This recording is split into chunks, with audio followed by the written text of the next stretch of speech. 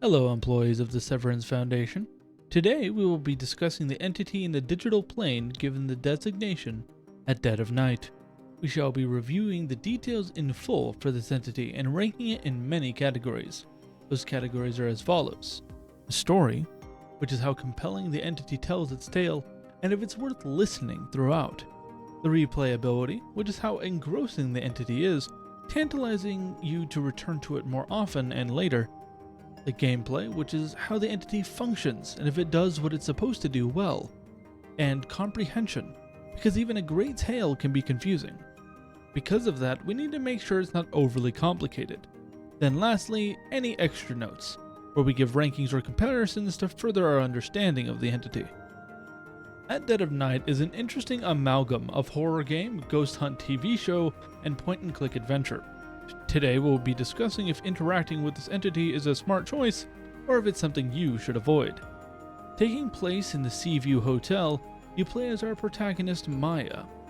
Your goal is to unveil the history of previous guests, free your friends, and uncover the reality behind our antagonist, Jimmy Hall, while also avoiding his many attempts to aggressively concave your skull.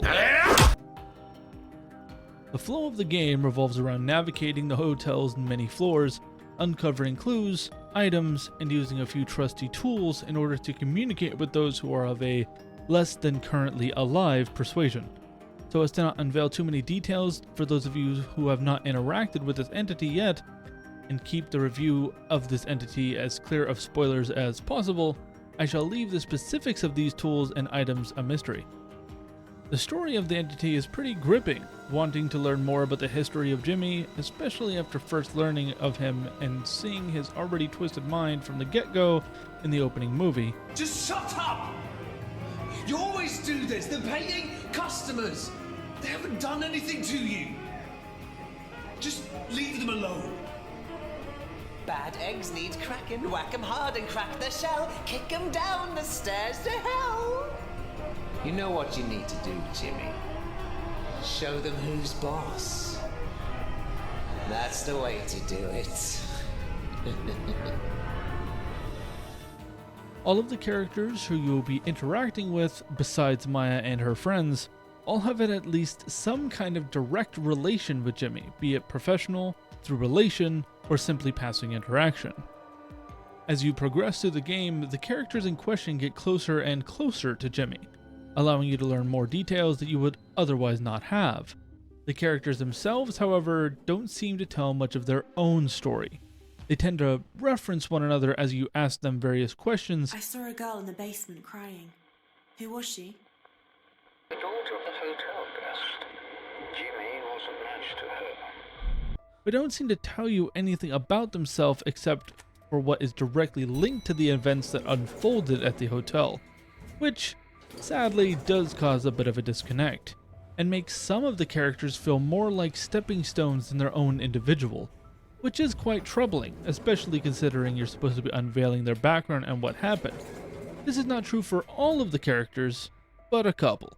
An amazing part pertaining to the story of this entity is how it explains Jimmy's evolution, from once was to now is. In the pause menu of the game, there's an option that says Jimmy and DID.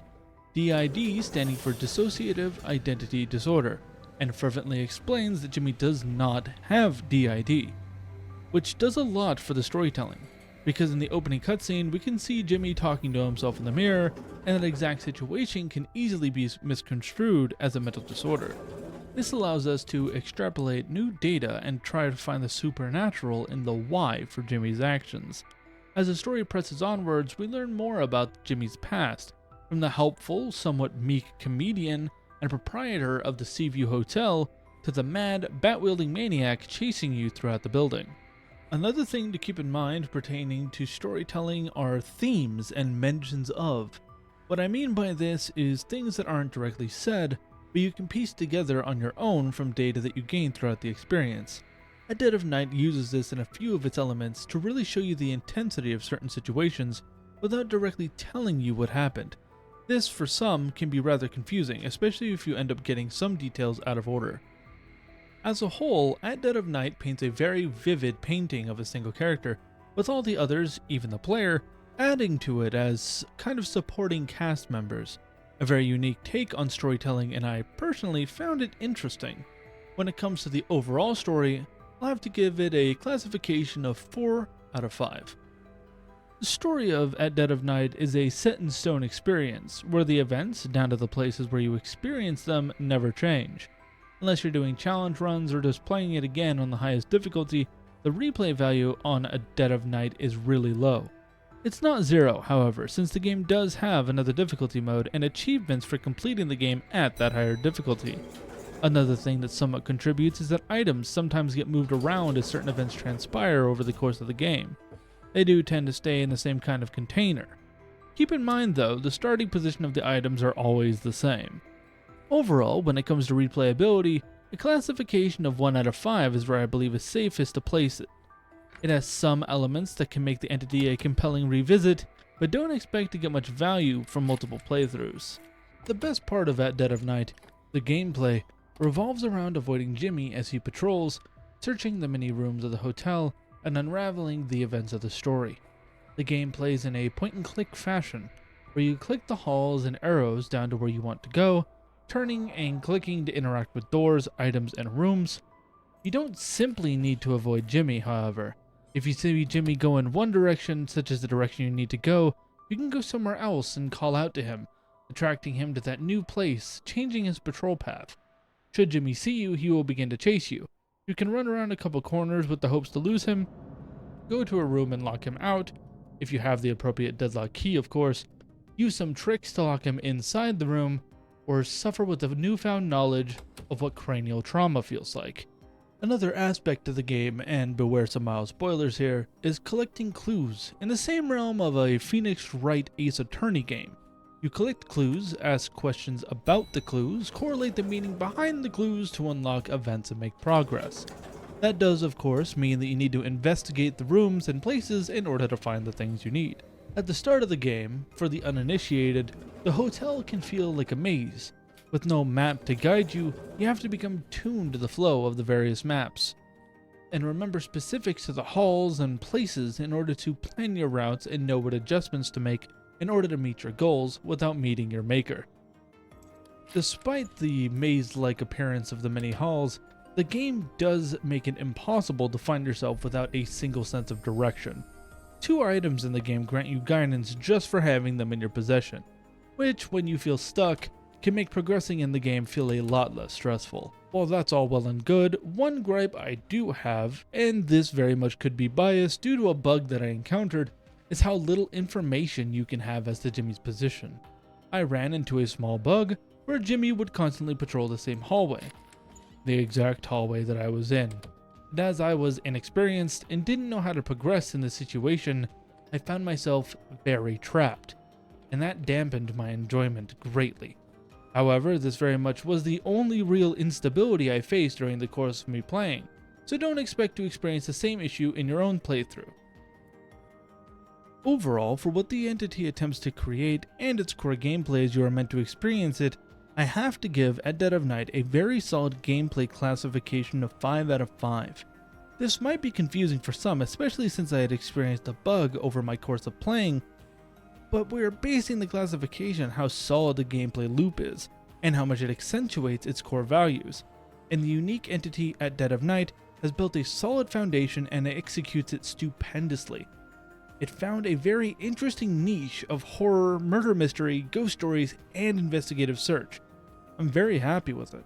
Our last classification, being based on comprehension, is a difficult one to address without potential spoilers, so I shall keep this short and direct.